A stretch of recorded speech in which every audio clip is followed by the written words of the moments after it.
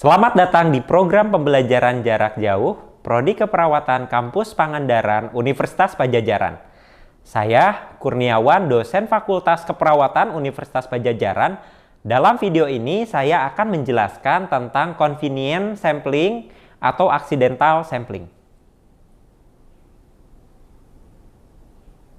Adapun materi yang akan dibahas pada pertemuan kali ini, yang pertama kita akan mendefinisikan convenient sampling, kedua kita akan mendefinisikan varian dari convenient sampling, kemudian yang ketiga kapan kita bisa menggunakan convenient sampling, yang keempat bagaimana cara menggunakan convenient sampling, dan yang kelima keuntungan menggunakan convenient sampling, serta yang terakhir kerugian kita menggunakan convenient sampling. Apa itu convenient sampling? Menurut Rahal 2017, convenient sampling merupakan proses pengumpulan data dari suatu populasi penelitian yang dapat dengan mudah dijangkau oleh peneliti. Kemudian, lebih jelasnya lagi, Pollitt and Beck 2017 mendefinisikan bahwa convenient sampling ini merupakan teknik non-probability sampling yang menggunakan partisipan atau responden yang paling mudah untuk dijangkau, didapatkan atau tersedia, sehingga disebut dengan convenience. Contohnya, dosen yang mendistribusikan kuesioner pada mahasiswa yang ada di kelas menggunakan metode convenient sampling. Salah satu jenis metode atau varian dari convenient sampling, contohnya snowball sampling, atau sering disebut juga dengan network sampling atau chain sampling. Ya. Snowball sampling merupakan varian dari convenient sampling yang menggunakan pendekatan sampel member awal yang ditanya untuk membantu nantinya mengidentifikasi responden atau partisipan yang eligible atau sesuai dengan kriteria yang diharapkan oleh peneliti. Jadi, sifatnya snowball sampling itu ketika kita mendapatkan satu sampel dan satu sampel itu kita akan jadikan informant key untuk mendapatkan responden lainnya. Ya. Lalu, kapan kita bisa menggunakan convenient sampling? Convenient sampling bisa digunakan dengan kondisi sebagai berikut.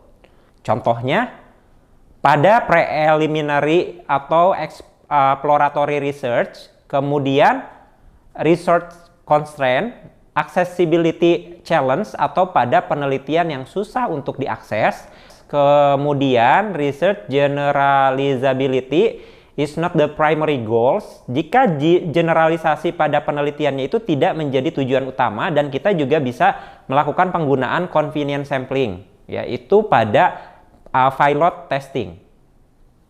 Bagaimana cara kita menggunakan convenient sampling? Ada beberapa hal yang bisa kita lakukan untuk menggunakan convenient sampling. Yang pertama, kita memahami siapa populasi target yang akan membantu penelitian kita dan merencanakan kemana kita dapat berbicara dengan orang-orang tersebut. Kemudian yang kedua, mengambil beberapa sampel dengan ukuran sampel yang lebih besar. Ini akan mengurangi kemungkinan kesalahan pengambilan sampel. Kemudian yang ketiga, sertakan pertanyaan kualitatif dan kuantitatif dalam survei atau kuesioner Anda.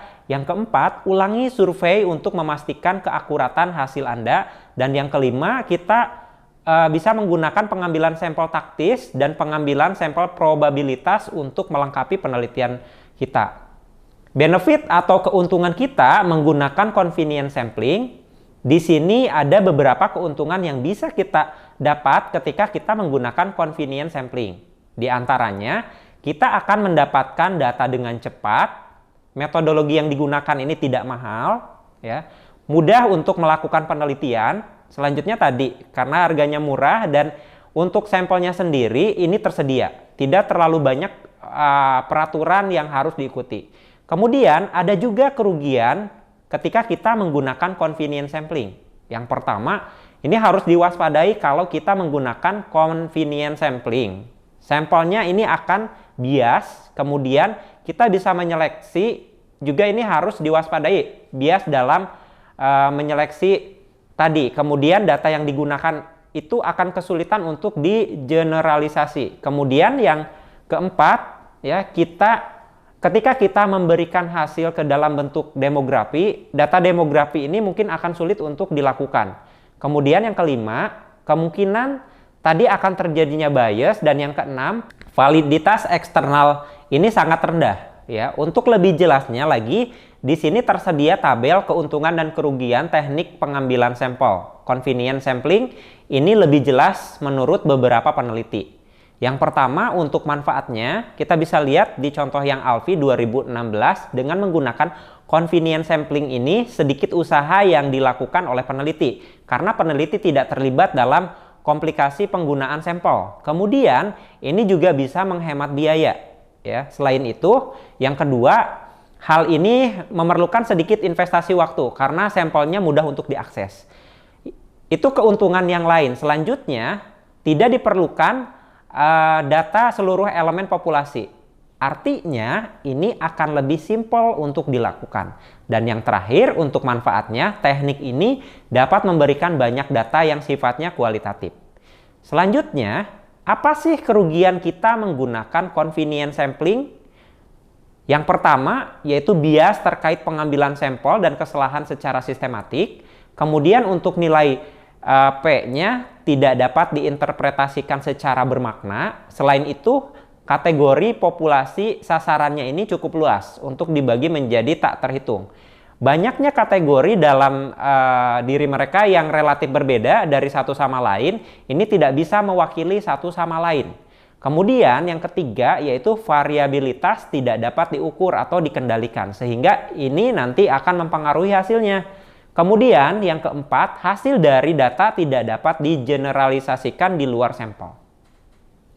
Baik, demikian paparan atau penjelasan tentang convenience sampling. Sampai bertemu kembali di program pembelajaran jarak jauh Prodi Keperawatan Universitas Padjadjaran dengan pembahasan materi yang lain. Terima kasih.